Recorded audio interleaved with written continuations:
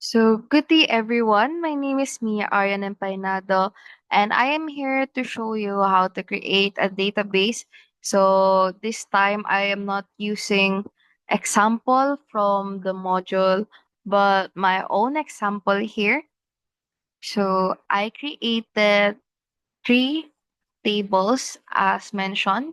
So, I have a table for account, a table for customer, and for transaction. So, here you'll see my table. So actually, I did the other two and left one just to give an example on how to do it. Since if I showed it to you how I did it one by one, it would be time consuming and this video should only last a minimum of 8 minutes. So here, I still don't have the rows in it because I'm going to show how it's done. But here I already got the 10 rows here. And if we change it to design view, we'll see the fields, the corresponding fields. So every field, I choose customer ID as the primary key since it is the most unique one that needs to be there in every field. So every field, it has 10 rows. So there are 5 fields in every table. So there's a total of 15 fields since there are 3 tables. So you will change the data type. So either it can be short text, long text, number, large number, date and time, and many more. And each one of it has its unique description. So example for the customer ID, the description is the unique identifier for each customer. So the account type is the type of account. Date opened is the date the account was created. Balance, the balance status of the customer. And lastly, status, the level acquired by the customer. So here, you'll see the same thing on the other fields. So here, it consists of customer ID, name, address, city, and mobile number. The regular customer details. So here is the account details. Nasi the transaction details, which contains the fields of customer ID, transaction date, points balance, and points earned. So to do this, I use Excel. So you'll see I have 3 Excel file here. So the reason I use Excel because if I did it in the MS Access, I would have to type it one by one because you cannot just copy and paste things there.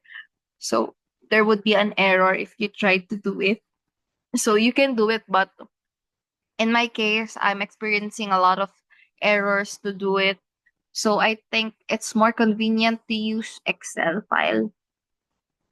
So I another thing that it's more convenient for me because I can just copy paste things like for example this active instead of typing it to other places to other rows I will just paste it to change it like it would be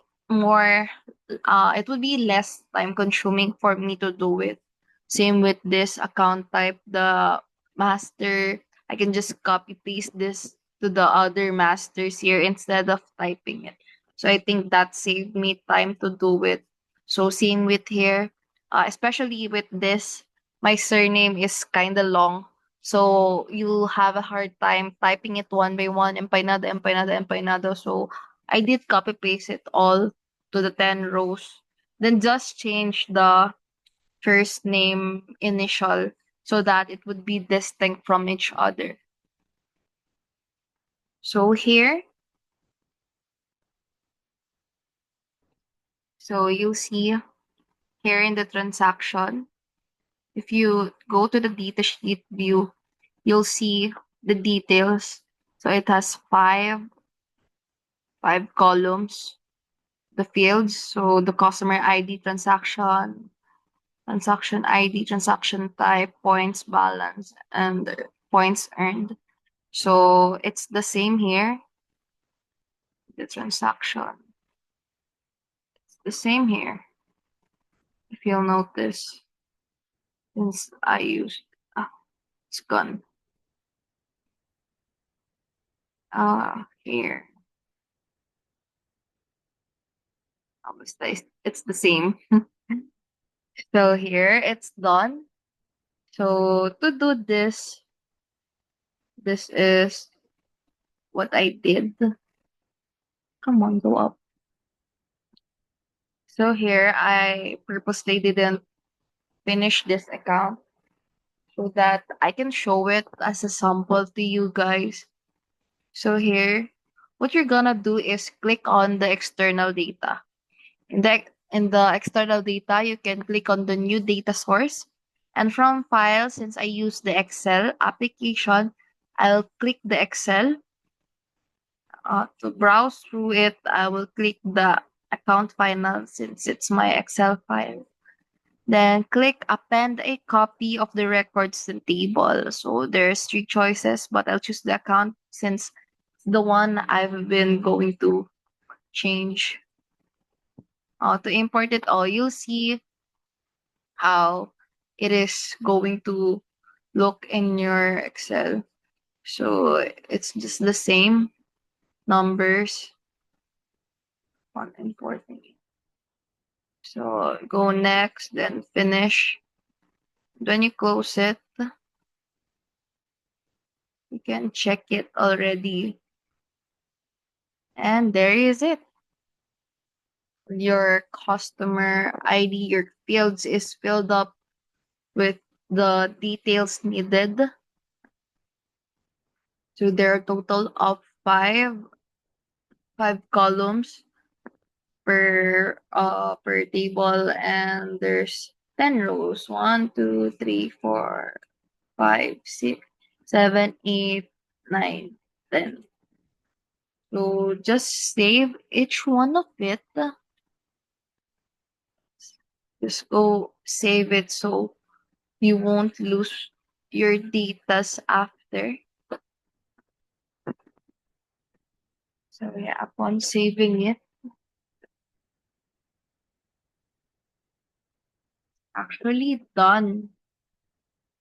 So for me, I recommend to use Excel file in it so that you can have an easier an easier output. So doing it might be hard, especially if you're not really used to the application of MS Access like me. So I'm more inclined to use MS Excel. So I use MS Excel and just imported the file to this to this application, and made it easier for me.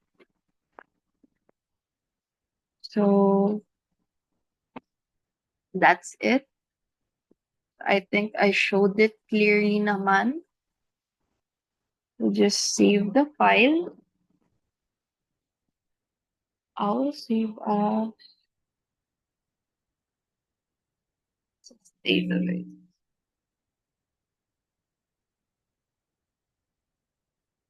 I'll save this if I want to.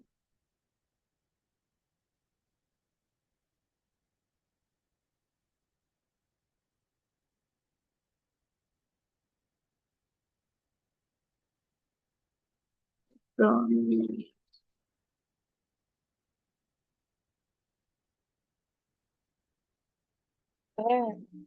It's done. Thank you so much for watching this video, and I hope you learned something.